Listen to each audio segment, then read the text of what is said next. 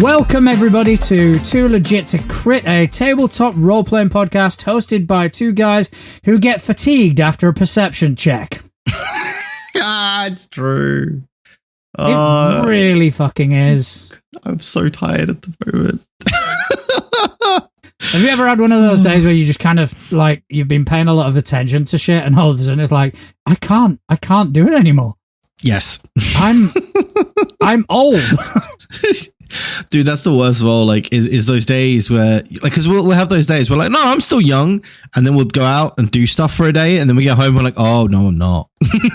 See, I don't even have the I'm still young days. It's like, no, I'm old. Do. No, I'm old. I still have them. Put me out on like an ice cap and push me out into sea. I'm done. That's it. You're done. It's a wrap. I mean, my midlife crisis is a podcast with a friend.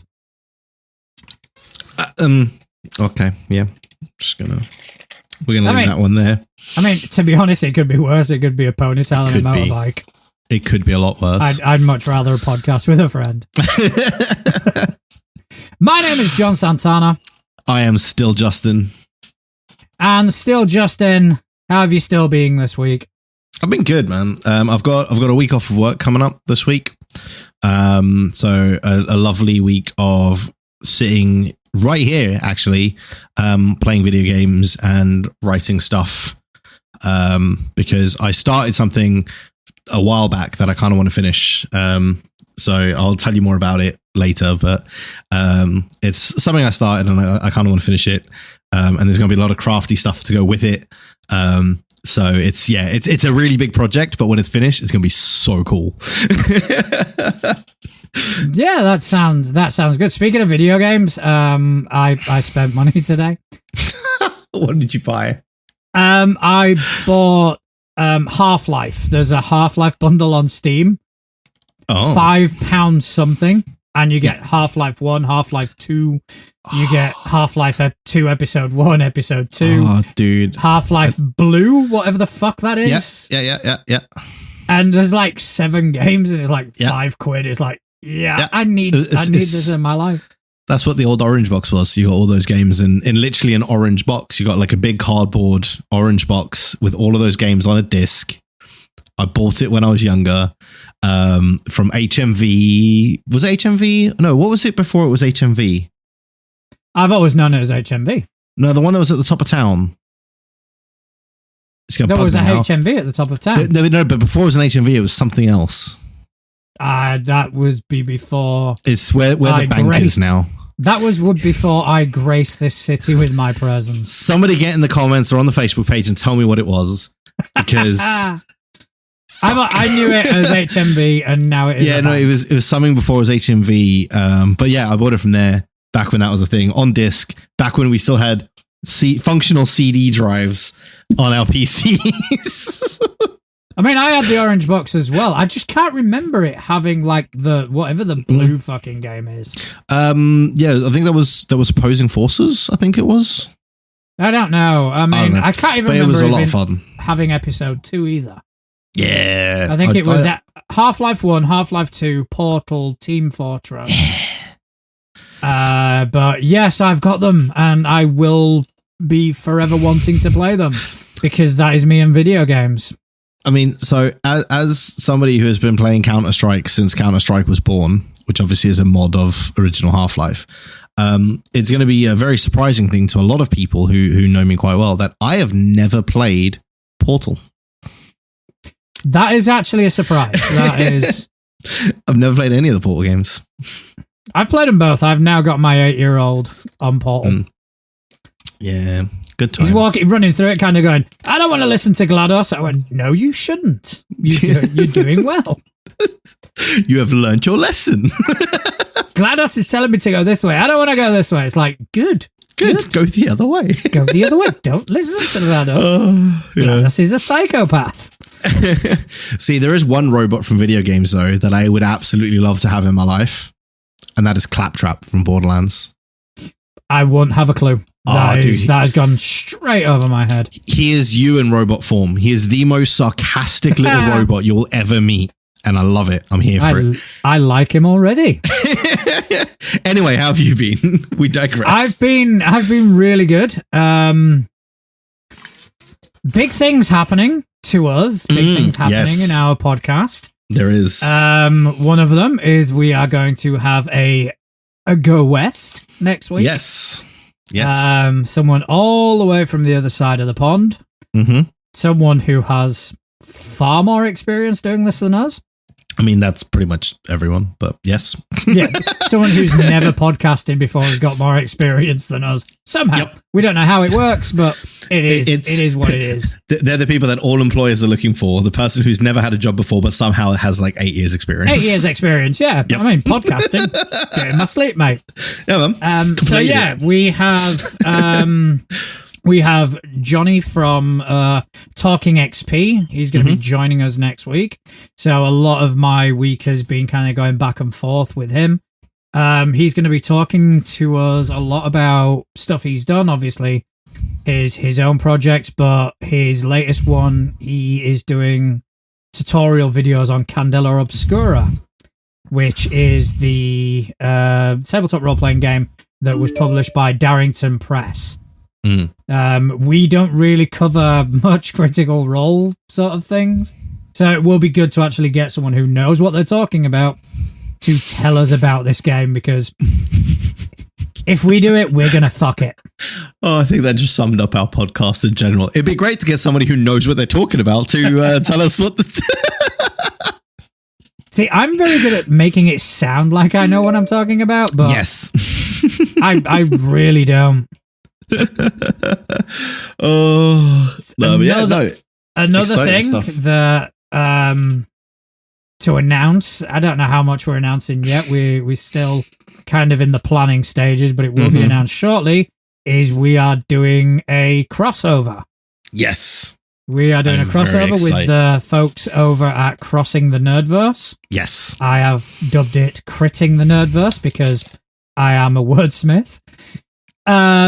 And it is going to be... Yeah. Okay. Let's go with that. Yeah. I do words. I know how to word properly.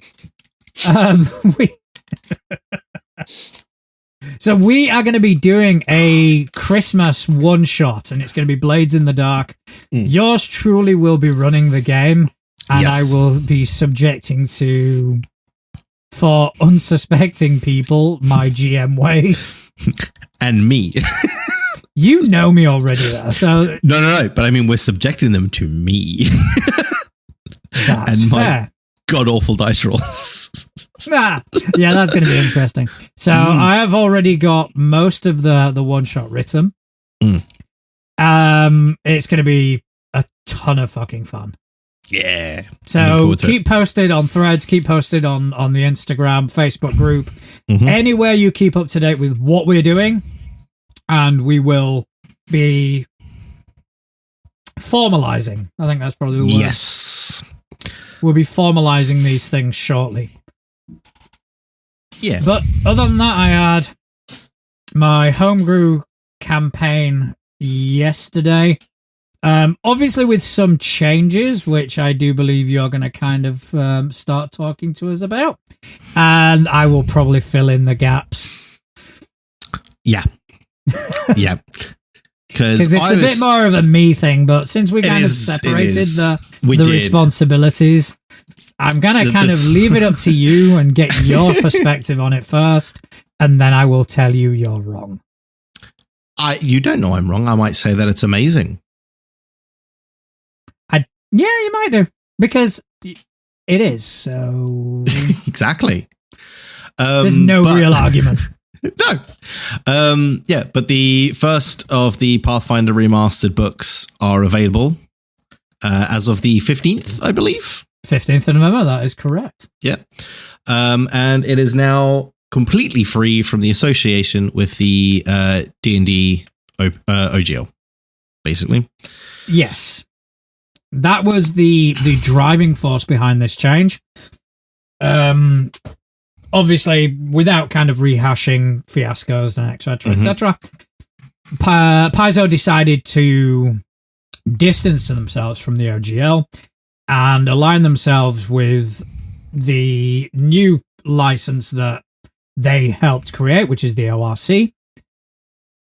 And to do that fully, there were some remnants from the OGL that essentially needed to go.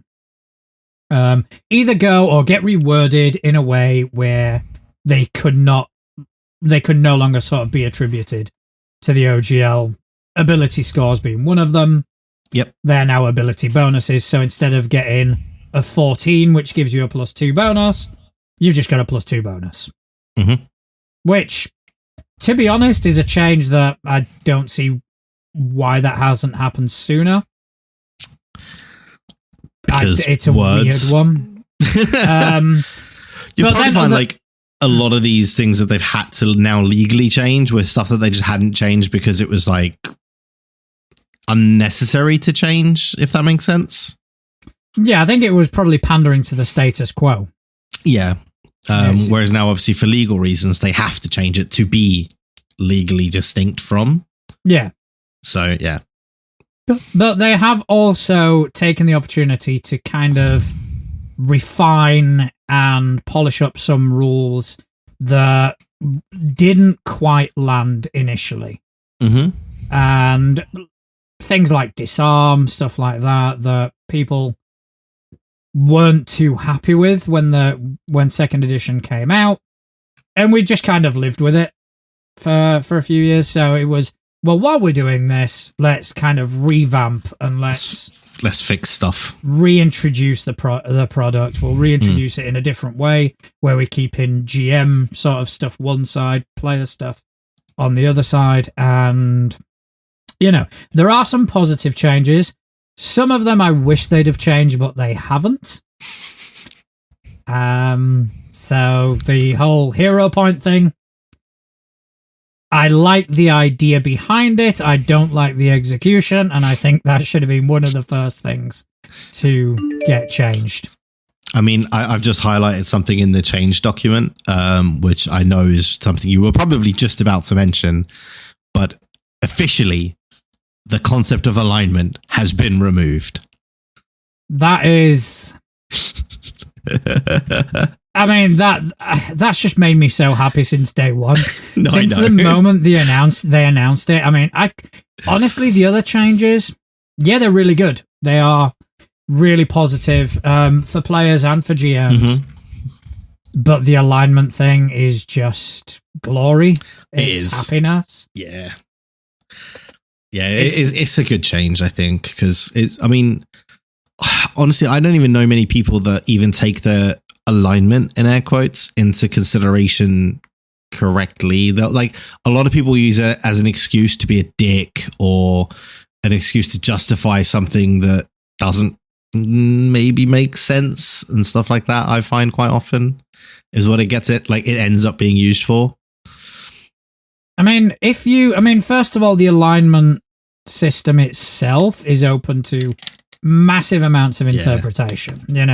There are plenty of arguments online about it, and we're not going to really go into these things now. No. We've done it before. But it is also very much open to interpretation as to what a particular alignment is. And it does, and I've always found that people who stick to alignment, they are kind of cutting themselves off from a certain amount of freedom. Yeah. It's like, well, I really want to do this, but because I'm a lawful good character, really can't. Yeah. And it's like, yeah, but lawful good, and they have to do these sort of moral acrobatics to be able to justify a certain action. It's fucking ridiculous. And yeah, I hope that alignment got buried in a mass grave. It does not deserve just all of the alignments respect. Got piled into one hole. Yeah, all of the alignments. They didn't even fill the hole properly. Nah, took a bit of dirt on the fucking things and let's go. Let's call it a day. We don't even want to grow shit here. Fuck that. Just cement over it and build a toilet. So yeah, alignment was one of the things. There was something that caused panic though. Mm-hmm. Right, so death and dying. Yes. Right, the sort bread of and butter of me playing a game. Yes. Yeah, so you would, if you were to play second edition, you would have to learn these rules pretty well. Mm-hmm. So the way it works is if you go down to 0, you become unconscious, you get a dying value. Okay. All right, dying goes from 1 to 4. If you hit 4, you die. You dead. Right? Obviously, feats can modify that. But anyway, but the basic rule of it is that if you are at 0 at a dying value and someone heals you, you get brought back up, but you are wounded. Mm-hmm. All right? And wounded also has a value, wounded 1 to 4. However, the wounded value only increases every time you get resuscitated. Right. So you go down once, you come back, you're at wounded 1. Wounded 1, yeah. Go down a second time, come back, wounded 2. However, if you are wounded 1, for example, and go down again, you go straight to dying 2. Ah. Right? So you skip X amount of steps. Yeah. So if you're wounded 2 and you crit, you can die instantly. Mm. Now, it is good for character longevity because it makes characters hard to kill. Yeah. So what they initially said when they were when they sent out the press releases for this book, and which caused a panic, was that the wounded condition would always reflect your dying. So if you were at dying 2, you'd come back 2. At wounded 2. Oh. And everybody going, oh, it's making the system super lethal. I fucking loved it. I was like, yeah, let's do this. It's going to be great. Going to be character deaths galore. I'm going to have a never-ending supply of erections. It's going to be fucking phenomenal. And you wonder why people call you a killer GM. And then they errated it. And like, no, guys, we made a mistake. It's how it should be. It's how we originally... I was like, man. So now I have resigned myself to stop being the forgiving GM that I am. If I knock somebody down, if they go to 0, I'm going for the kill unless they do something. Hey, if zombie films have taught me anything, it's you got to confirm your kills. Yeah, exactly. I mean, Zombieland. Double tap. Yep, double tap. There you go. So I am double tapping like a motherfucker. So case in point, I kind of put that into practice yesterday in my homebrew game. I didn't kill anyone, but fuck me, I was close. Those poor players. What happened? I don't know. I must be kind of reliving some childhood trauma by killing them. Or maybe it's just a vent for my sociopathic nature. One or the other. Either or. I mean, yeah. So that is some good news though, that the books are out now and people are able to, get hands on and start playing around with some really good changes. Like, I'm not even going to try and be like, meh, because they're good changes. I definitely think that there are some changes that I wish D&D would take over as well, like the throw alignment in the bin thing. There are a few others in there that I saw that look pretty good. But I mean, D&D is also making changes. Interesting. Sorry, I had to pull. Yeah, go for it.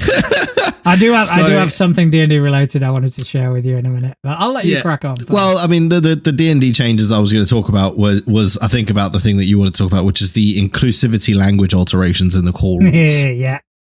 Now, I mean, some of these changes, I can get why they've done it, but at the same time, it's like, really?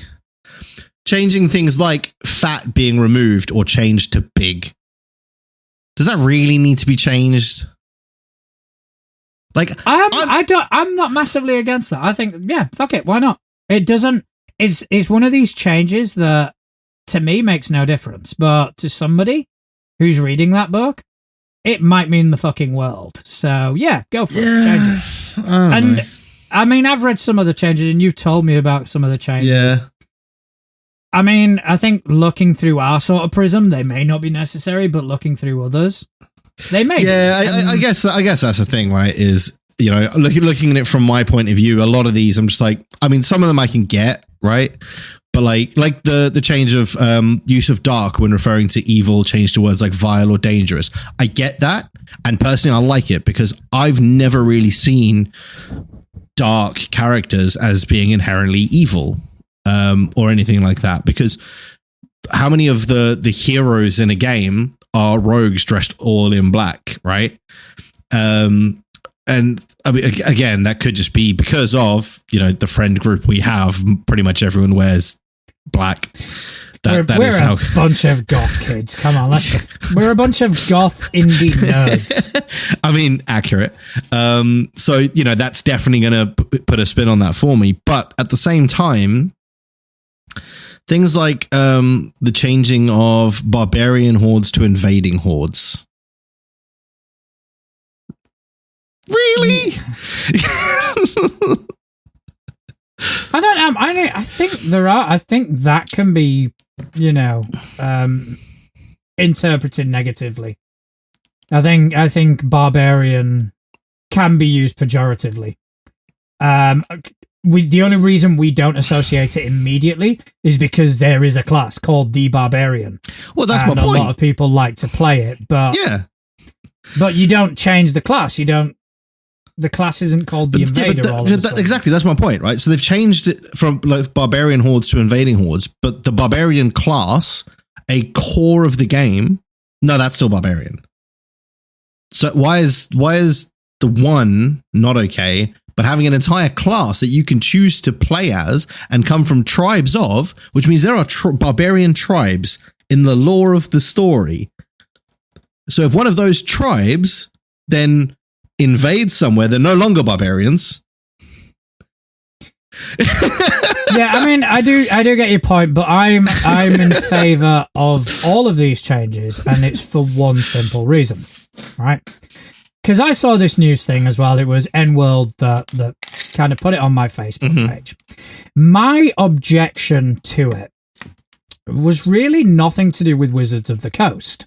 It is to do with the inflated importance that is given to D&D and the lazy sort of journalistic practices. So, because many of the AAA sort of companies and even smaller companies have made these changes long ago, but the moment D&D does it, all of a sudden it's fucking news. And that, when I saw N-World publish it on my Facebook feed, that was going to be my, oh, fuck this. I'm going to start banging on my fucking keyboard like the warrior that I am. And I went on there and I was about to, you know, put a nice little tongue-in-cheek sort of prodding fun paragraph. And then I started to read the other comments.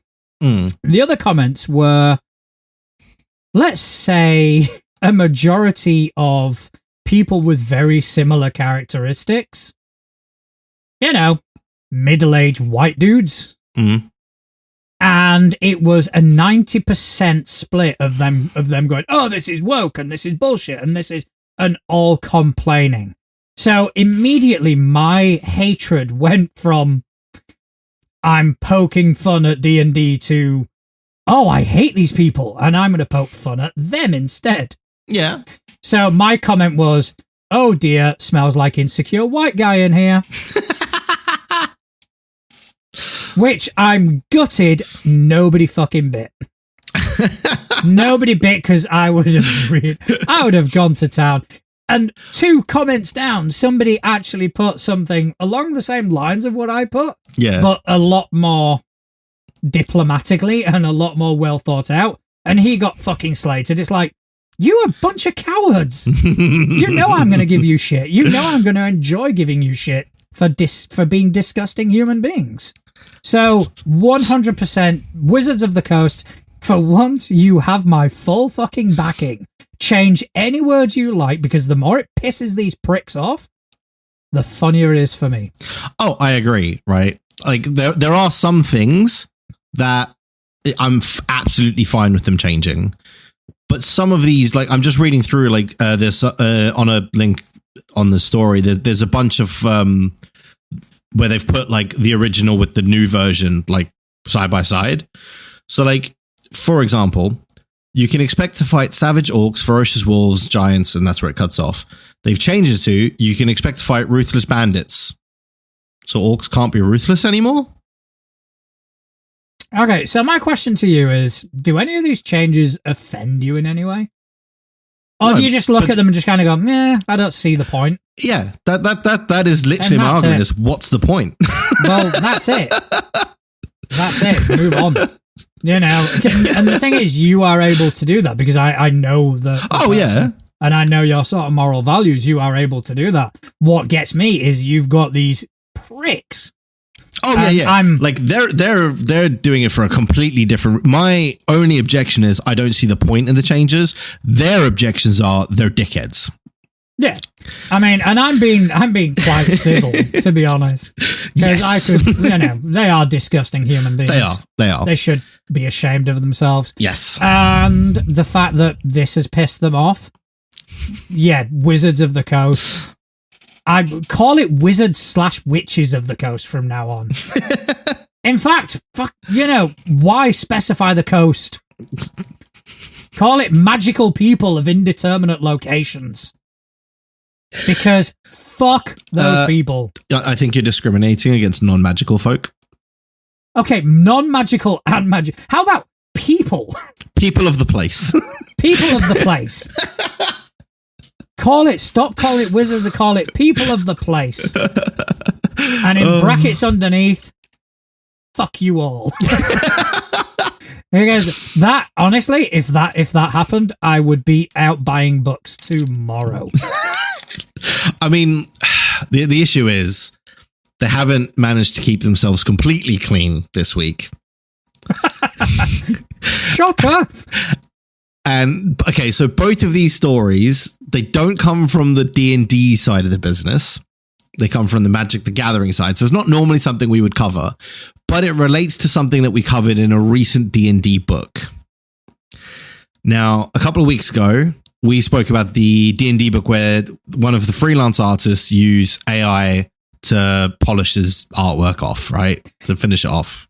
Which, to just slightly interject, I think was a bit worse than what we initially suspected. Yes. Some people have actually dissected that art and just kind of gone, there were weird hands fucking everywhere. Yeah. So, 2 stories have come out this week from the Magic the Gathering side of the business relating to the artwork. One is that they used AI art in the Tomb Raider Secret Lair advert for the advertising that they did, where they basically posted up a bunch of images. Everyone went into the comments on Twitter or X or whatever it is, and they said, that looks like AI art. They deleted the post and then re-released the advert later without those images.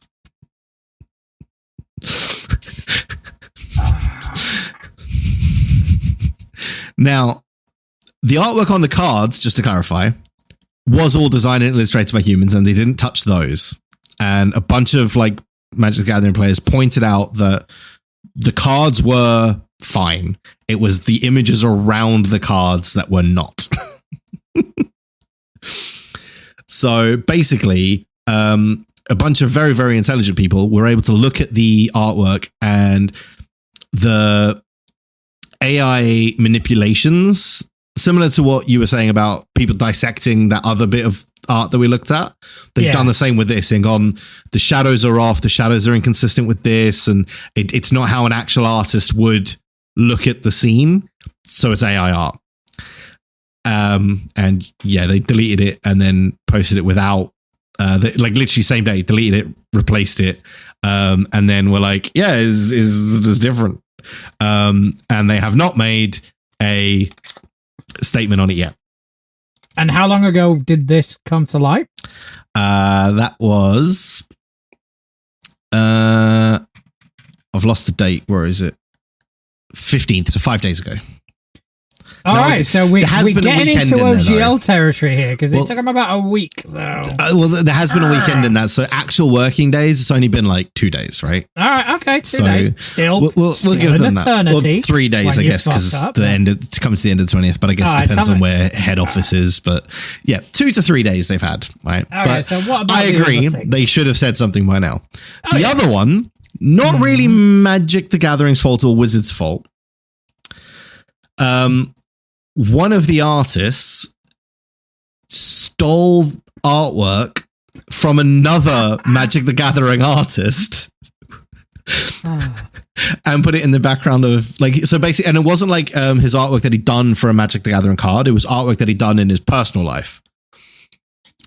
So it was a painting that he's done, and basically the other artist took that painting, flipped it, and put it in the background of one of his cards. Did he draw a mustache? Did he just draw a mustache on it or something like that? Pretty much. He basically turned down the saturation. So it's a little bit duller. That was it. Fucking hell. And basically the original artist posted on Twitter or X or whatever you want to call it now, just saying hey guys, this is not okay. And posted the 2 images side by side, so you cannot dispute it. And even the artist who did it was he said that he had planned to use it as a reference, and by the time he got to the background, he must have just forgotten to change it. In air quotes, I'm going to put it, because that's the weakest excuse ever of, oh yeah, no, I totally planned to change it. It was if somebody copied your homework and then was no, I definitely changed it, but they didn't. So I definitely meant to change it. Yeah, I mean, I did change that word and this word. I changed my name at the top. I remember when I was studying electronics, we had to do an end of year project. Yeah. And basically, I mean, I was flying through the classes anyway. I was on the road for a merit and shit like that, because it is something I was really good at. But I just couldn't be fucked doing this project, so I actually got a project offline. And even instead of changing the words, I brought it up in Word and did a find and replace. Mm-hmm. And I can't remember what the specifics were, but I called mine a specific name because it had to be a business. Yeah. But it was wherever that word appeared, even if it was part of another word, yeah, it would change it. So I didn't. I just went click fucking there, and that's what I feel like Wizards have done. Well, no, not Wizards. Just to clarify, all right, because the minute it came to light, Wizards swiftly cut ties with the guy that did it. And have not made an announcement based on the original artist's comments, because basically he's not pursuing legal action.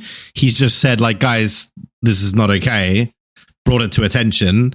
And Wizards have immediately gone, right, no, just no, do one, go away. So this does feel like another one of those situations where external contractor has done something dodgy and Wizards are getting the heat for it. And it's the issue with hiring outside contractors, right? Is if they do the dodgy, you're on the hook. You are on the hook. Yeah. Because to be fair, if you're a company with an outside contractor, your vetting process has to be sufficient. Yeah.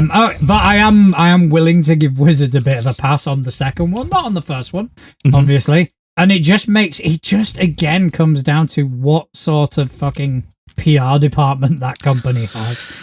It might as well hire us. Yeah. The people that they have are so fucking useless, they may as well hire us.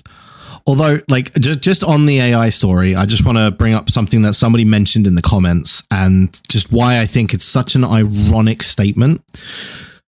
So somebody in the comments of the AI story was basically saying that they can't see the negative side of people using AI, etc., etc. And of course, the replies to that were, but if they keep doing AI, then they're going to take away the jobs from these freelancers. But it's the freelancers that keep getting Wizards in trouble.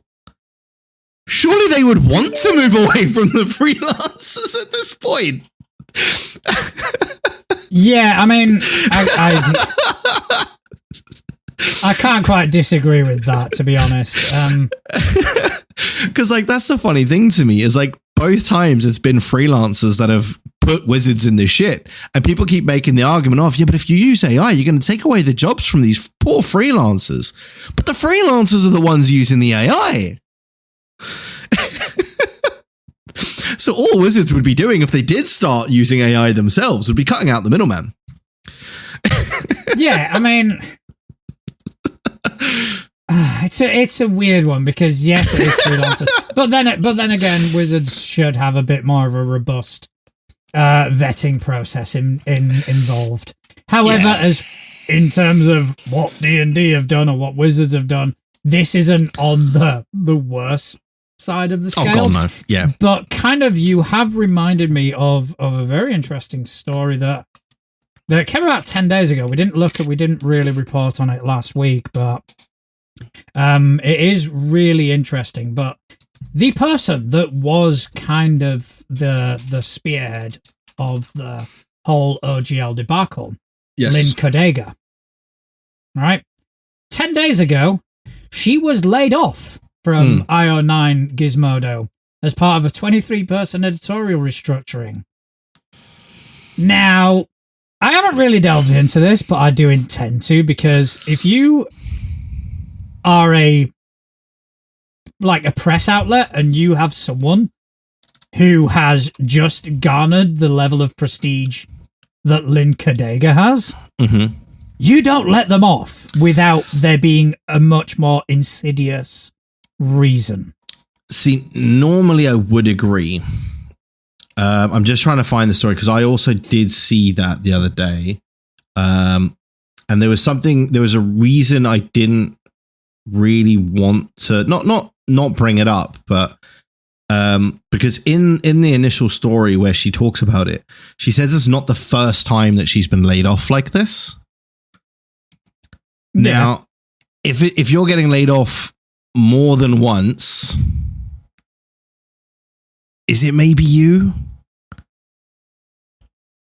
I don't know. Because I mean, like you say, it like especially with like the levels of story she was breaking, they're not going to lay you off unless there's good reason. And to be laid off multiple times, there's got to be something. Maybe I mean, don't get me wrong, stories are great, but perhaps there's something behind the scenes. Obviously, we're not privy to that.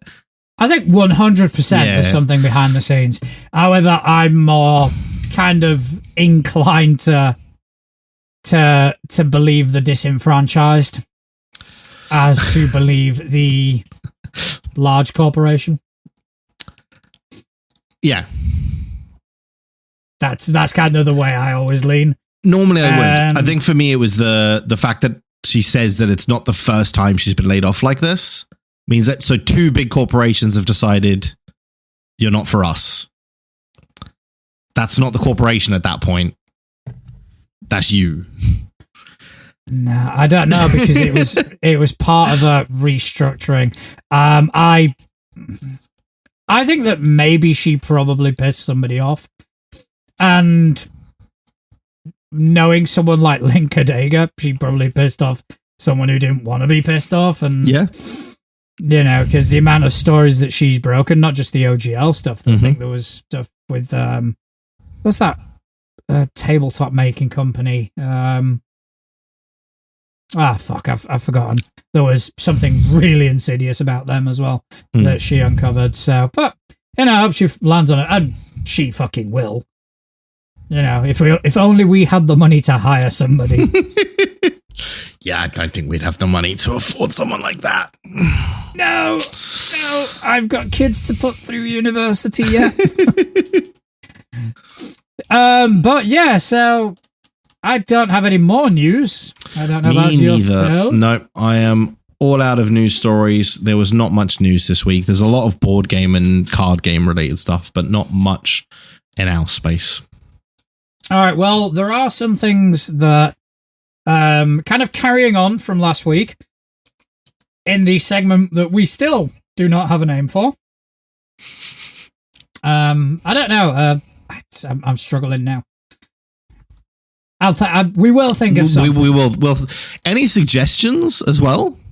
Feel free. Oh yeah. Let's open it up. If you've got a suggestion for this new sort of community-driven segment, then fucking bring it to us.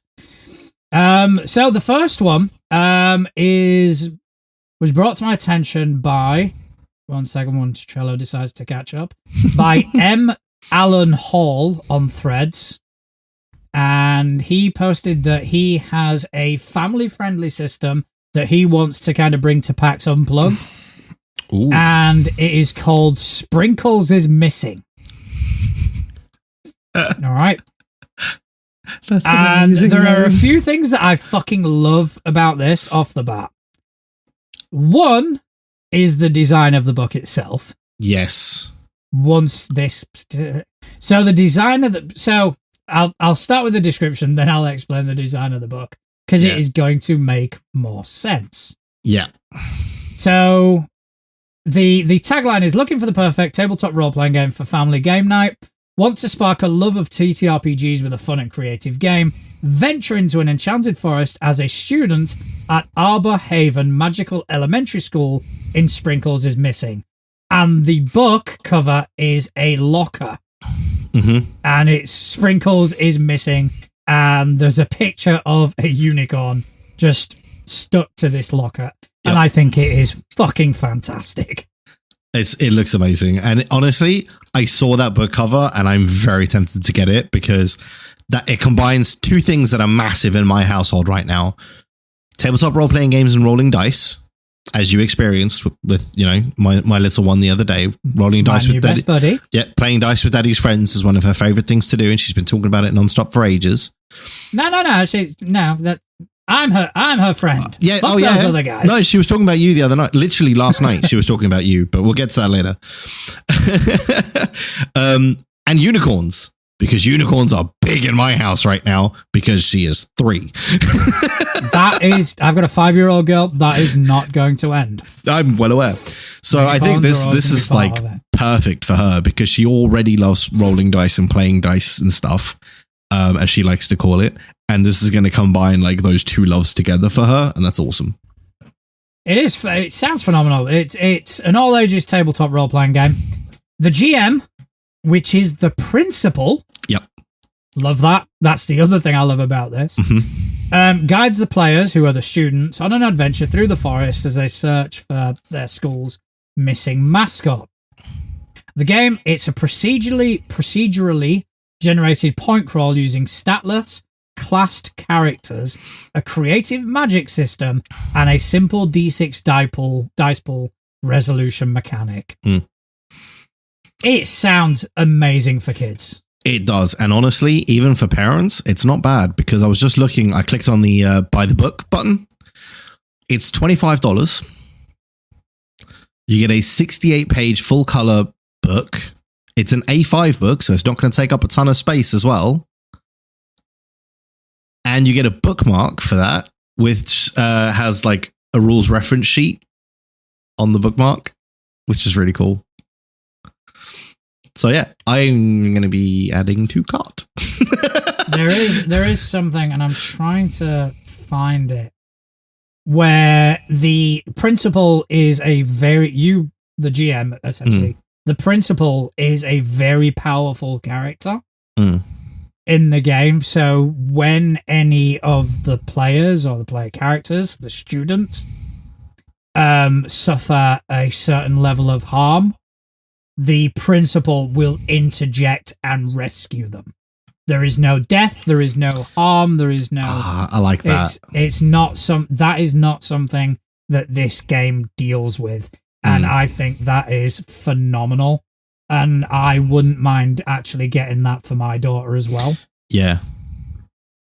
Yeah, it looks awesome. It's absolutely... I'm adding to cart and I'll be picking that up at the end of the month because that, I think, that won't even live on my bookshelf. That's going to go on her bookshelf. That's going to be her first rule book, I think. I mean, I would get it for my son, but he's 8 now and he's far too cool for unicorns. Which, it's a shame, but he's, Yeah. It happens. You know. It happens. So I'm going to stick with no thank you evil for him or the Avatar game. Yes.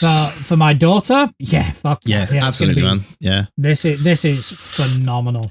It's going straight in my basket. So check it out at mallenhall.com. All right. So another thing. Mm-hmm. Oh, I already told you about this, but you remember last week when we were looking at those cryptic crit dice? Yes. And we were going, oh, they're awesome. And after Christmas, we're going to buy some. Yeah, well, apparently after Christmas came early for me. Which ones did you get? I got the... Because you told me you bought them. You never told me which ones you bought.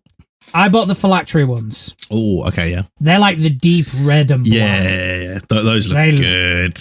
They all look good, but those ones are you. And they're arriving tomorrow. Oh, nice! Just in time for Thursday's game that you won't be at. Yeah, I know. I've got other plans. I know, but it's fine. We'll make do without Edgar. You may want to check the WhatsApp on that one. Oh God, where's my phone? But yeah, I'm looking for. But by the way, that's a quick fucking turnaround. Yeah, that is pretty quick, actually. Because I placed the order, the day after the show? Well, yeah, we only spoke about them a week ago. So it was like Tuesday I sent you the message. Basically, the message was a picture of my, thank you for your order, and the word fuck underneath. So that's what I sent to Justin. Yep. And that was less than a week ago. So less than a week to get from the States to here. That's not bad, man. That really not bad. Yeah. That's pretty good going. That is a 20 quid delivery well spent. Yeah. All right. So the next thing I'm going to bring up is by Cascade Crisis. Mm-hmm. Trello is very slow today. It's fine for me. Unforgivably slow. It's working fine for me. Might be my connection. But, okay, Cascade Crisis do bespoke custom minis.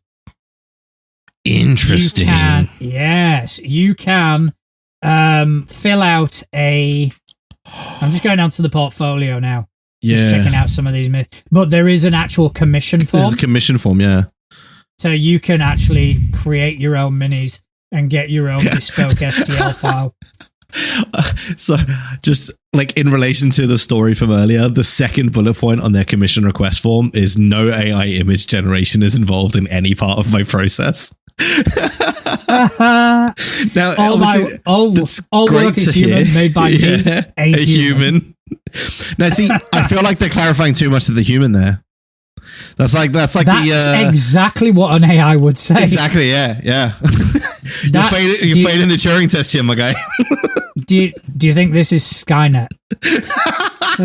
Skynet has become aware and is doing. It's like I'm definitely not.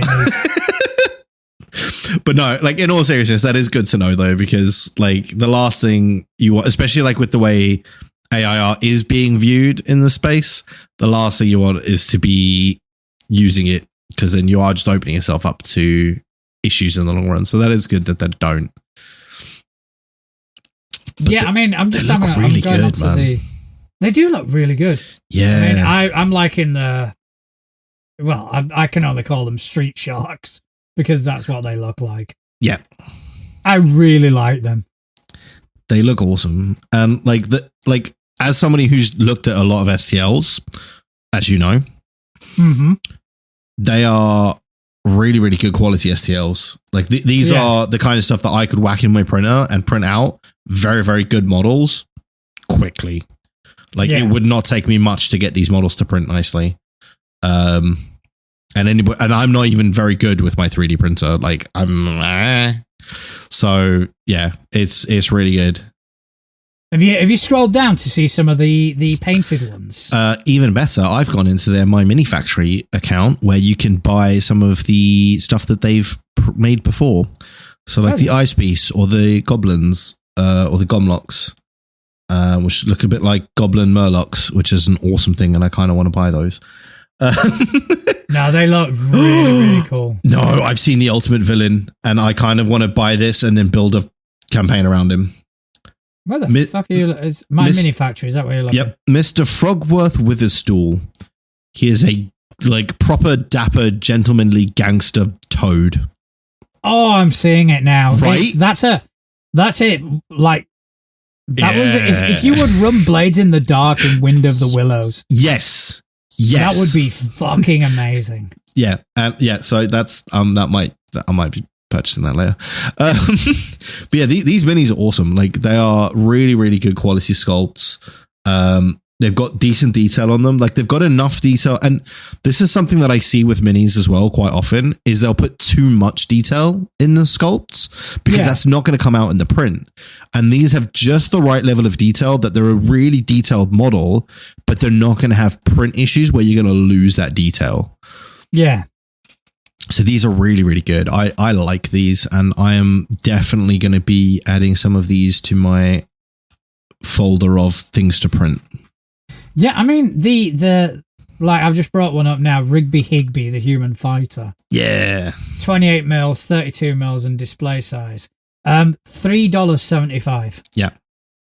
You can't, I mean, I don't really deal with STLs. I don't have a 3D printer because I'm not a fancy boy. But that's a really good price. Fucking good, yeah. That's a really good price. And some of the printed and painted ones as well. Now, obviously, the painting is going to come down to the individual, because if you can't paint as well as this, then they're not going to look that good when you've painted them. But the fact as well, looking at these prints, these weren't printed on a resin printer. These were printed on a filament printer, which is. So the difference is the level of detail that a filament printer can go to versus a resin printer. And even on a filament one, these look incredible. Yeah.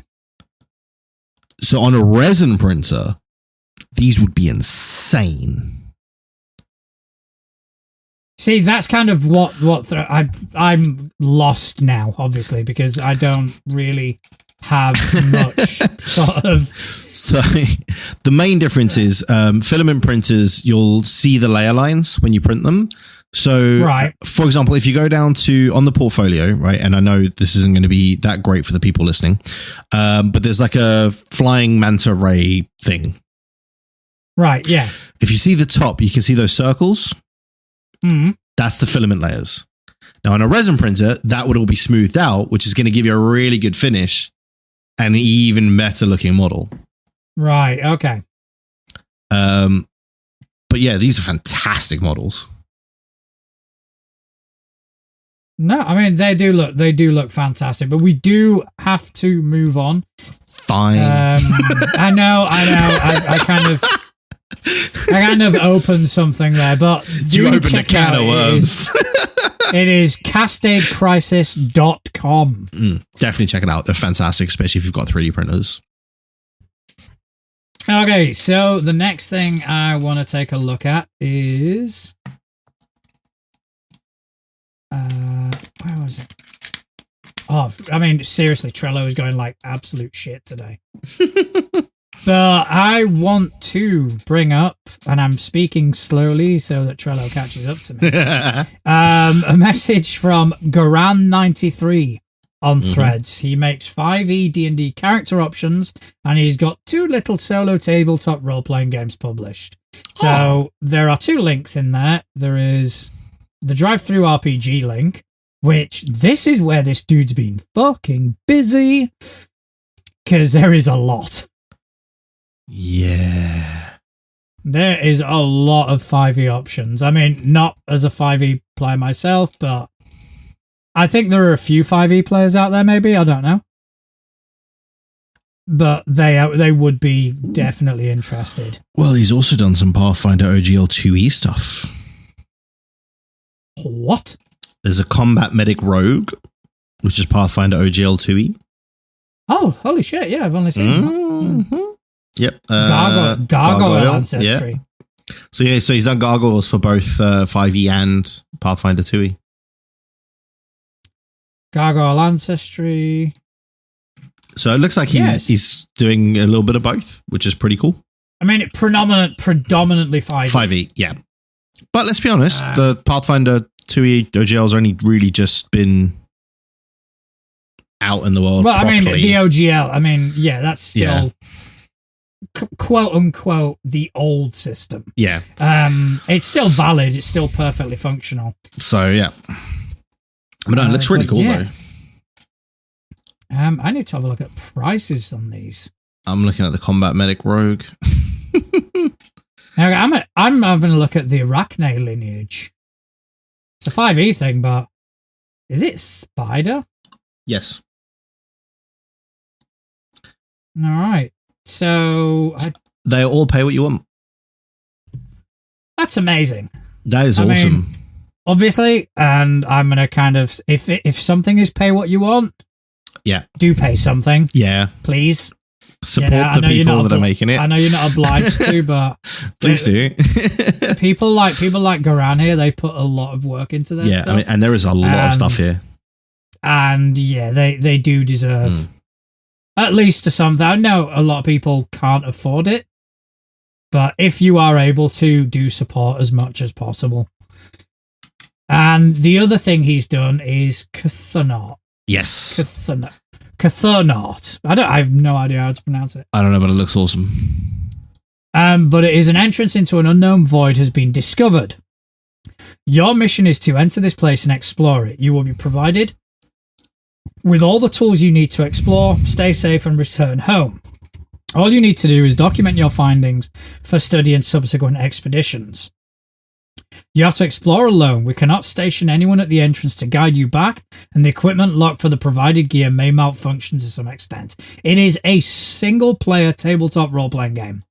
You are in the role of an explorer tasked with charting out the void, an endless shifting alien expanse of pitch-black space. There may be things in the void, from odd structures whose purpose is unknowable to creatures of indeterminate size and shape, to sounds and voices echoing from sources unseen. Fuck me, I'm excited right now. This just sounds, I mean, Cthulhu-esque. Yeah. Cathonaut, I do believe it would be then. Yeah. Because it is definitely Cthulhu-esque, but in the vast expanse of space. It looks so good. And it looks like, I was just reading like the character sheet, because he's got an example character sheet on there as well. It's a really cool, like straightforward character sheet as well. Like it's got that same kind of thing that we've got with like from Fabula, where your skills have like different dice sizes. So like D4, D6, D8, D10, and stuff like that. And so when you take like status effects, it changes the dice size and stuff like that to alter the rolls. And I like that from Fabula, and the fact that it's being used here as well, I like it. I can't fault it. It's a really cool idea. Yeah, I'm liking it. I'm just trying to see, because the whole dice size thing, I wonder if it is actually based on Breathless, which we were talking about the other day. By the way, the person who is behind Breathless, I'm just going to bring up the gentleman's name now.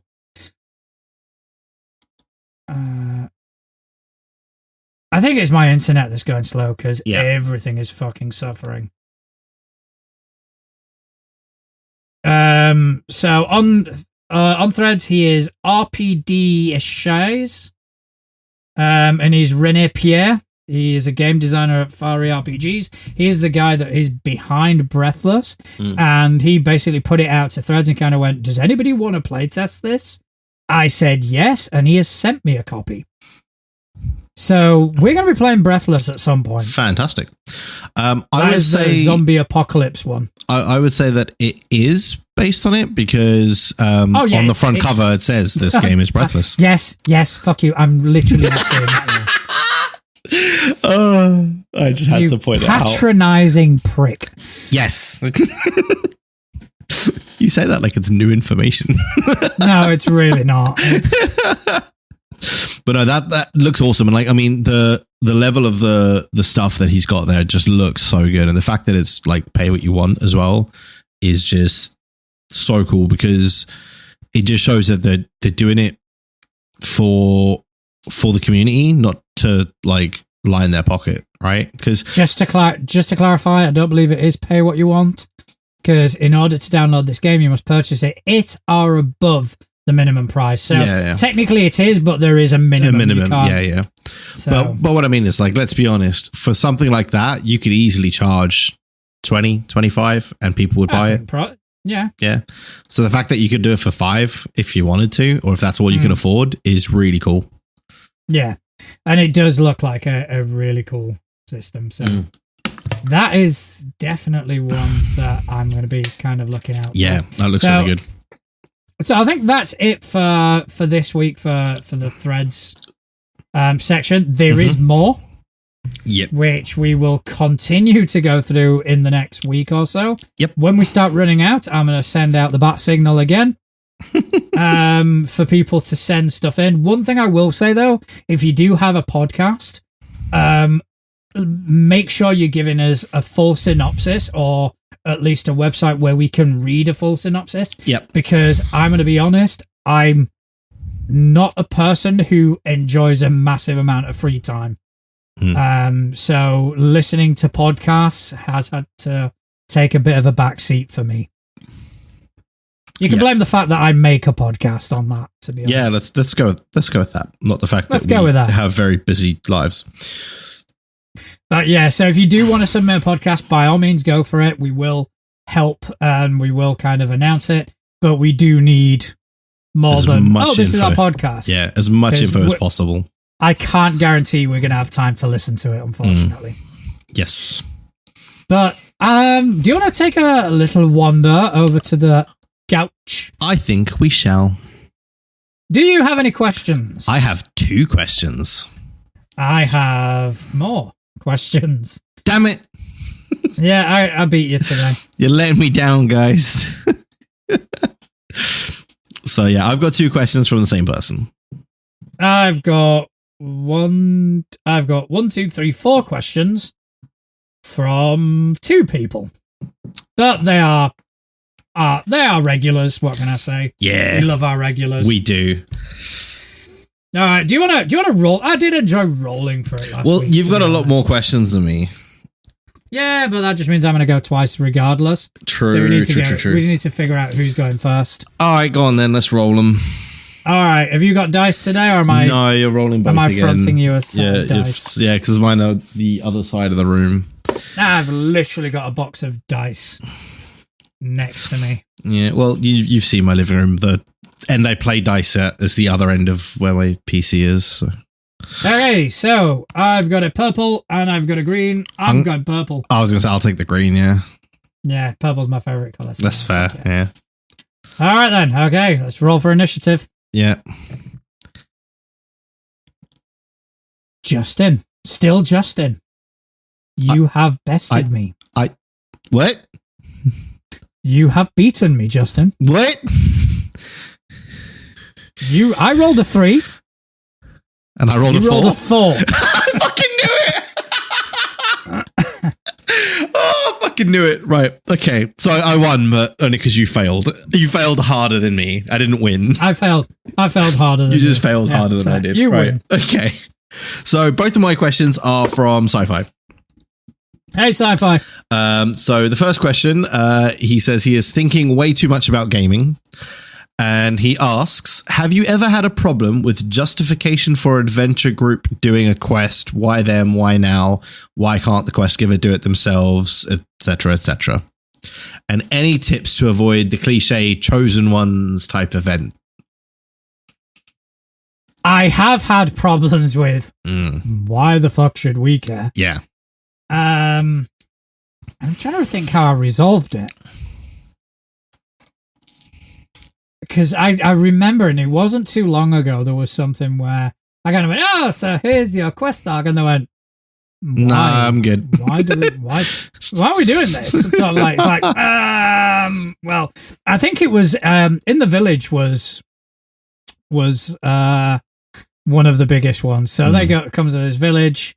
Everything is idyllic. Everything is perfect. It's very much the greater good sort of thing. And, the greater good. The greater good. And immediately they sense, okay, there's something not quite right here. Yeah. And there were little clues that I started adding on. One of them kind of went, do we really want to be fucking with this? You know, this village is an oasis of safety a world that is essentially crumbling. Let's just leave. You know, and when they actually got there and they saw that this was an oasis of safety, one of them said, okay, so either something really good is going on here, or it's something that's so fucking bad that anything else is afraid of it, which obviously was the case. So one of them kind of went, why are we fucking with it? Leave it. Yeah. And, you know, I'd prepared this whole thing and I'm going, fuck. But luckily they had a paladin in the group. Love it. So it's like, oh, okay, yeah. Well, there you go. That's your solution. Just put a paladin in the group. I dialed up the supernatural horror element of it. Yeah. So then it was something that they could not ignore. So that was the thing. And in the Chosen one, I stray away from the Chosen one. Oh, no, absolutely. And I think that was the point of the question, really, is how to not have to default to the Chosen one to justify them going out on this adventure, right? I think for me, it's one of those where the character has already made that decision to go on an adventure, right? It's not like you're going up to random people in the tavern saying, hey, you should go do this now, right? Like the whole premise of a lot of these stories and games is it's a group of adventurers that are going out adventuring. So they've already kind of made that justification for the adventure in their own backstory. You're just giving them that adventure. Now, what you have to do is make that adventure enticing enough that they go, that's the adventure I want to do. I mean, kind of speaking to that point, in the Abomination Vaults game, I do have a player whose character has, on more than one occasion, approached the mayor and kind of gone, can we get help with this sort of thing? You know, because we're going into this place. This is fucking dangerous. Our companions are dying. You know, can we get help? And my argument to that as the mayor was, I'm sorry. Did you not choose to become an adventurer? Was that not your profession of choice? Should I just go get the baker to come along and help you? Well, yeah, it kind of reminds me of that line from 300. You know, when he's like, we thought you would at least bring as many soldiers as us. And then he goes like through all of them going like, what's your profession? He's like, well, I'm a potter and all that. And then he goes like to the Spartans like, and Spartans, what is your profession? And they do the big chant thing. I'm not going to do it, but you know the chant Please I mean. do. No, because that would become a soundbite. Please. It's not happening because I'm not making that soundbite for you. I do need a soundbite. It's not happening. We need think of the listeners. It's not happening. Think of the boost to our audience that we will. No. It would be the opposite of a boost, but I think it would be a boost. I mean, if you take your shirt off as well, that's just going to be for me. But it kind of like it is that whole vibe, right? Is this group of people have made that decision that is what they are going to be doing. It's not up to the town guard because the town guard have other things to do, and it's part of that whole fleshing out of the world. Like the town guard aren't just sitting around eating donuts, right? Or whatever the fantasy equivalent of donuts is. Maybe they are, who knows? But they're going to have other things to do, like the gang activity in the city that they're trying to keep under control. The other things that are trying to attack the city, like the bandits or the goblins or the, I don't know, pick your poison, right? And what they're doing is they are hiring contractors, which is the party, to deal with this problem. Yeah. No, yeah, I do agree 100% that you know, an adventurer, that's what they chose their job, to do yeah. for fucking It's living. their job. You know, they're welcome to fuck off and retire. It's literally their job. That would be my advice. It's like, it's your job. Why us? Yeah, because it's your job. because it's your job. You're getting paid to do this. Yeah. So crack on. Yeah. Why should we do this quest? Because you walked into my office asking for a quest. What do you mean? Like, yeah, I mean, you don't get to pick and choose. Yeah. I'm sorry. Should we just tell the necromancer to fuck off to another town? Yeah. No, that's what we've got. So that would be my advice, is just remind them that as adventurers, they've literally chosen to do this. That is what they exist for. Now, obviously, they may turn down the job because they don't want to do that job. Fine. That's absolutely fine. You've then got to find a way to either, if it's a like story critical job, you need to find a way to entice them to do the job, or alternatively, offer an alternative, right? Or just move the job to another place and offer it by somebody else. Like, I mean, you're a big fan of that. Reword it, repurpose, reskin, GG's. File off the serial number. Yep. And reuse. Yep. So, I do hope we answered that one.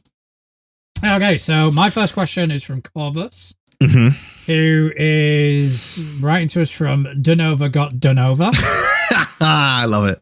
It's a fabulous Ultima thing. Yeah. I do like that. I do love that. Words. That is good. What would you say as GM/players is the singular defining moment for you as tabletop role-playing game folks? Oh, that's a good one. It is a good one. I think for me, it would probably be in our first campaign that we were playing in, just the fun, like the camaraderie around the table, it was just a really fun time, like getting to bounce off of each other and experiencing that all for the first time, I think was really good for me. And then obviously it all culminated in the big story of me being in a tree. Which I still get shit for to this day. Oh, you still get shit for forever. For me, it was, again, going back to Scott's game. Yeah.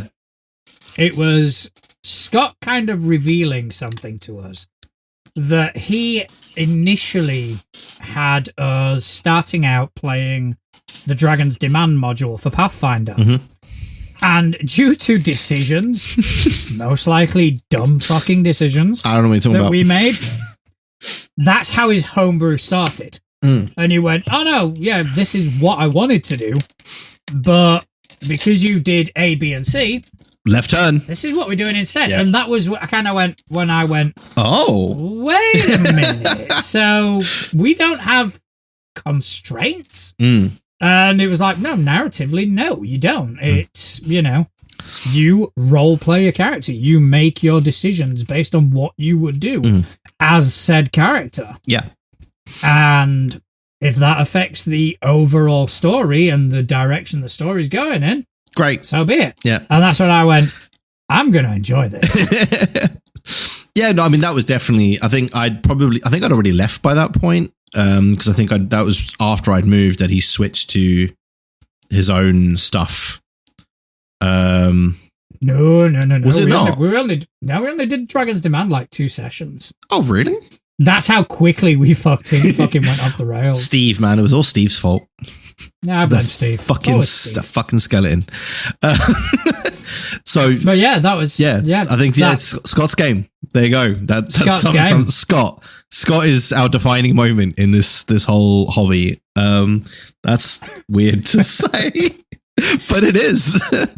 And to be honest, I've said as much to him on this very show. Yeah, we've said it numerous times on the show as well, and I think it was because Scott gave every single one of us at that table exactly what we needed from the hobby to kind of go, oh, I can get into this.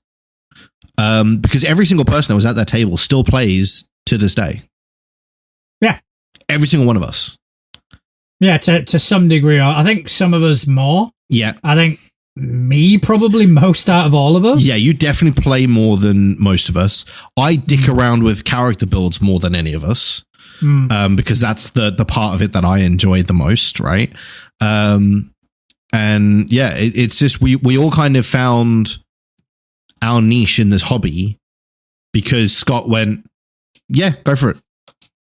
Do what you want. And, you know, like I'm gonna kind of bounce off you, and that's the sort of GM that Scott is, and that's Scott's comfort zone. Exactly, well. yeah. And I think that was the big thing for us, because at no point did any of us have someone going, no, you can't do that. Unless it was like wildly out of the rules. Unless it was something dumb, which was probably done by my character. But yeah, so hopefully that answers that one. Right. So do you want me to do a second question? You go with the second one, and then I'll do one, and then you do your last two. Yeah, I think that works. All right, so the first one from me, the second one from me is from Couch, is getting 1.21 gigawatts to power to the flux capacitor. 1.21. I know this may sound weird, but would you consider doing a challenge run? I know this is mainly a video game thing, but seeing stories of the insert class here only party make me think, what run would you like to be a part of in an AP? Oh, interesting. I've got one.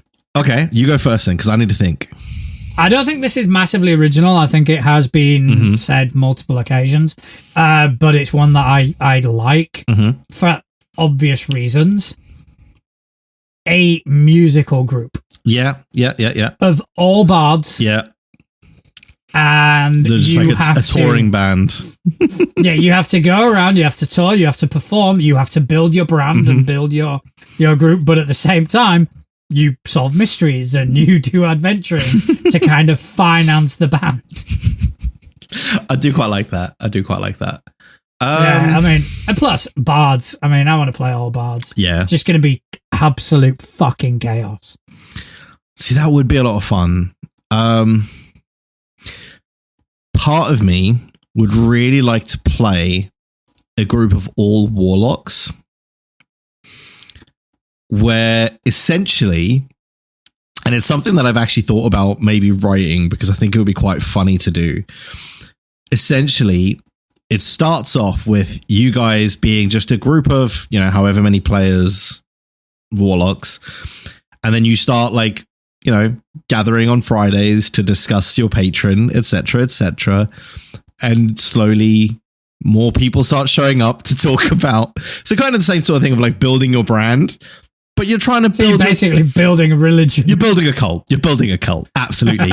And then the end of the campaign is a group of adventurers comes to try and stop you because you're now a cult in this city. I like that. That's a fucking nice twist. I think it would be quite funny because like it starts off with like, you know, these guys just like, oh yeah, no, this is my patron. His name is, you know, insert patron here. And then it's like, oh, I know him. He talks to me all the time as well. And then cult. I think there's a few more steps involved. But to them, to them, it's like it's just a book club type thing. Like they're just gathering on a Friday to discuss, like, you know, their week. Hey, do you like comets? Because I like comets. Colt. Yeah. That's how it works, right? I think so. Yeah. I do think that's how it works. That's how it works now. So yeah, I think that would be quite fun. Just like a group of warlocks, all with the same patron, and then they're slowly building out a cult following of this patron and building out the cult. And then the like grand finale battle is a group of like adventurers coming in to fight them. And you could even do that as like two separate games. So you have one group playing the adventuring party, trying to find this cult, and the other group playing the cult. So it's actually just two groups playing against each other. Yeah, I'd be interested in that. There is a podcast or an actual play. They do Pathfinder 2nd edition that they will do these like insane runs. Like they were doing Abomination Vaults and it was all gunslingers. Which I thought was fucking phenomenal. What more do you want in a dungeon crawl where stealth is sometimes a necessity than people that make a ton of fucking noise every time they fight? That'd be amazing. And yeah, they do these runs, and I do need to remember what they were called, because yeah, I'd have to pay attention because I don't really listen to. But yeah, that would be actually. That would be fun. All right, you got another one from good old Sci-Fi. I do have another one from Sci-Fi. So he is still thinking way too much.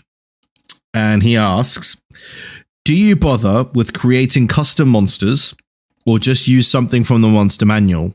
what cool monster mechanics do you enjoy the most? Right. I do build customs if and when necessary. Yeah, if the narrative leans towards it. I mean, sometimes it's a full build. Sometimes I'll start fresh and build. Sometimes I'll get a creature and repurpose it for what I need. In terms of what creature mechanics I enjoy, I do like the swallow whole mechanic. And things related to basically consuming them. Those instant death mechanics. It sends people into a fucking panic, and it is great. That is a good fun one. I mean, I will tend to repurpose where I can. And maybe like base it on something, but then tweak it to fit the narrative better and stuff like that. The project thing that I mentioned earlier that I said I'll talk about later. This is why I was going to talk about it later, because it relates to this question quite well. So the thing that I'm building is one of the raids in old school RuneScape. I personally feel would make a really, really cool little AP or like just a short thing, right? Essentially, it's got 4 separate puzzle rooms, and at the end of each puzzle room is a boss fight. And then after all of those boss fights, you've got big boss fight, and that's the raid. So I started building that out in 5e because obviously that's the system that I play and know. Now, obviously, the boss mechanics, I wanted to try and translate them as is from the game. And so I had to then kind of work out how to do it. So the coolest mechanic that I've built into 5e from that was it's kind of like a mid-boss puzzle room where the boss disappears and the floor it's separated into 4 sections and it becomes like a memory game. So it lights up in different colors and they have to go stand in that quadrant or they take damage. So they stand in a quadrant, that quadrant is safe, and then like a fireball explodes on the other quadrants, right? And they have to move around to do that, and then the boss fight continues afterwards. So that's quite a cool one that I've been working on. That's what I was gonna. And the crafting element is I'm actually gonna build all of these rooms out with like the puzzles and stuff. Sounds fun. I'm looking forward to kind of seeing pictures. It's gonna be awesome when I get it going. But yeah. We will probably put pictures up on the blog. I think I'm going to start repurposing it for stuff like that. Yeah. Like some of the pictures that we've seen from some of the thread stuff that we've done today. Yeah. I'm gonna kind of chuck on there just to kind of use the blog, to be fair. Yes. All right, so I do have another question from Couch. Go for it. Where I am, I don't need roads. Magic is very static in most games with lists of pre-written spells. Would you agree to let a player make their own spells if it suited their character? And what spell would you like to create for flavor, character, fun? Simple question. Nope. See, I both would and wouldn't, because the issue is the minute you start allowing homebrew into a game from the players, you're opening a very, very slippery slope to chaos, right? Yeah. That's the reason. But I would be very intrigued to see what they came up with, because as you well know, I love me the math. So I'd want to see it just to like see what they came up with and like look at it, and it could be quite interesting and quite fun. But would I let them use it in a game? Probably not, because then you've got that whole thing of, is it fair to the other players at the table? Because they're not going to have these really cool things. And so probably wouldn't allow it at the table, but I definitely want to see it. Yeah, I mean, I'd encourage the build, if that makes any sense. But yeah, it would have to go through some massively, heavily vetting sort of processes. Yeah. Some serious heavy vetting. that in order to just and I love a bit of heavy vetting when you're a teenager. Yeah, good old heavy vetting. But good old heavy vetting over the clothes stuff. It's great. But yeah, There would have to be a lot of that involved for me to kind of go, you know what, I'm going to allow that. I mean, even third-party stuff, I'd be kind of, let me take a look. Yeah. For Pathfinder 2nd Edition, it wouldn't be too difficult because because you like the math, and the math in that system is fucking tight. So it would be a lot easier to make something balanced. Yeah. But then again, the list of spells that are already existing, if you can't find something that it's pretty close. that is pretty close, then you're not looking hard enough, to be fair. Because I mean, that's the thing as well. Like, there's always the possibility to reflavor a spell. That's not out of the question, right? To fit like, if somebody comes to me and they're like, oh, well, we've got Fireball, but like my character wouldn't really use fire. Could we change it to a different element? I'm not going to be against that. No, I mean, that's a case of, you know, instead of doing fire damage, you do cold damage. Yeah. It's the same thing, but... Yeah. So, yeah. Hopefully that answers that one. Yeah. And I believe you've got one more. And in terms of what spell would you like to create for flavor character fun? I off the top of my head, I don't know. Nah. I would really like to create not a spell, but as a class. And I know that Pathfinder already has one. I would love to create some kind of Constitution caster for 5e. So, and then there would be a lot of obviously like maybe like blood magic and stuff like that involved because they are using their life force and stuff like that. So that's something I'd like to create as a class, but not a specific spell. Yeah, I can't think of a spell that I would like to create. Okay, so last one, also from Couch, from the planet Vulcan. Kind of, you know, I was expecting more Back to the Future shit. Left turn. Yeah. But anyway, so half hour into a campaign, would you be happy to accept new players? After a group has been formed, will you try to bring someone else in? We have seen this before, and for someone, cough, Justin cough, it ended with leaving. Thoughts? Yeah, I mean,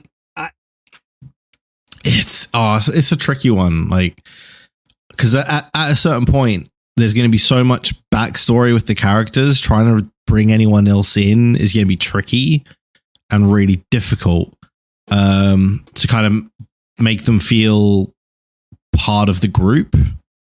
I don't know where the cutoff would be, but it would be one of those things where I think with the group, you'd be able to kind of tell. You'd hit a point where you'd be like, right, it'd be super difficult to bring anyone in now. I mean, like, for example, my current homebrew, they're at level 18. We've got 2 levels to go. I'm wrapping it up at 20. Yeah. There's no point. Yeah. But other than that, other than kind of going, yeah, we may as well start something fresh. For me, it's more about the person and the group than it is about the story and the campaign. Yeah. So, for example, if I'm running a table and someone approaches me and says, look, I really want to get into this. Do you have any space at the table? I will bring it up to my group and say, look, here's the situation. I've got a chance to bring someone else in. What do you think? Yeah. What do you feel? If everyone's in agreement, I don't really see a cutoff point. Right now, obviously, with my current campaign approaching the end, there might not be much of a point, but I wouldn't let that stop me. I wouldn't let where we are in the campaign be a reason. It would have to be down to the other players. Yeah. If they turned around and went, no, sorry, then that's it. I would stick to that. But if they were all happy with it, yeah, fucking bring it. More the merrier.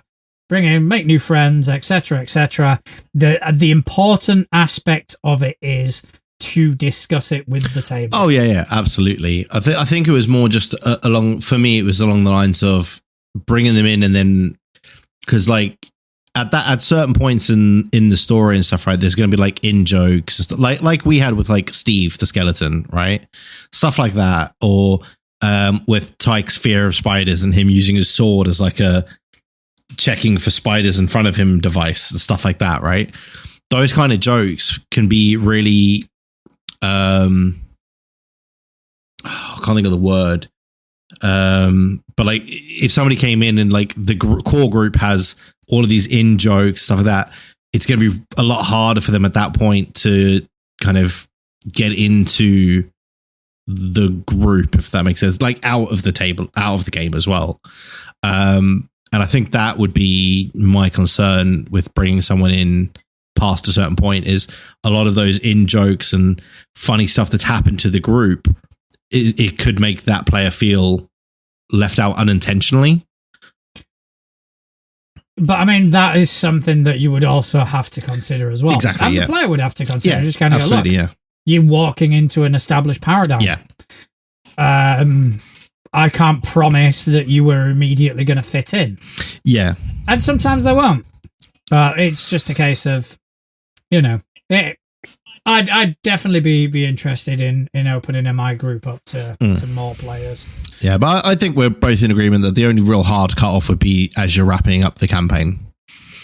Yeah. Anything prior to that, it would be down to the individual, the group, etc. Because, for example, if like the player that wants to join already knows and gets on with and is part of the same friend group as everyone that's there, then you're not going to have that problem, right? Because they're going to fit in with the group anyway. So they're not going to feel that left out element that if it was a complete stranger that wanted to join, like, for example, if they knew you, but they didn't know anyone else in the group, it's going to be a lot harder for them to join in later in a campaign than if they already knew everyone in the group and like went out drinking with them on a Saturday or whatever, right? So that's something else to consider as well. Right. Well, I think that answers that. Mm-hmm. So I just want to thank Couch, Corvus, and Sci-Fi for sending in some fantastic questions. I want to say thank you to you, Justin, for spending some time with me this evening. It's always good to see your beautiful face. Why are you lying? It is. You're gorgeous. If you're out there and you like what you hear, then please don't hesitate to share us. Rate, review, anything you can. Let's boost this community. Justin, do you want to tell people where they can kind of find you on the internet? Absolutely. So I'm pretty much online everywhere at Justin Accurate TV. You can also find me over on Twitch. I play video games there every once in a while. Same name over there, and obviously on the Facebook page as well. Yes, we do have a Facebook page, which you're welcome to join and come and hang out. We also have a Threads account. We have an Instagram account. We have a TikTok account. Threads is where we're kind of finding that the community is a lot more thriving, and we are absolutely loving it there. I'm kind of really fucking am. So that is probably a good place to grab hold of us. As for me myself, you can find me at dice.camp as @natural1. And most importantly, I want to thank everybody who's taken time out of their busy day to listen to two idiots waffle on about tabletop role-playing games. Thank you very much. Good night. See you later, everyone.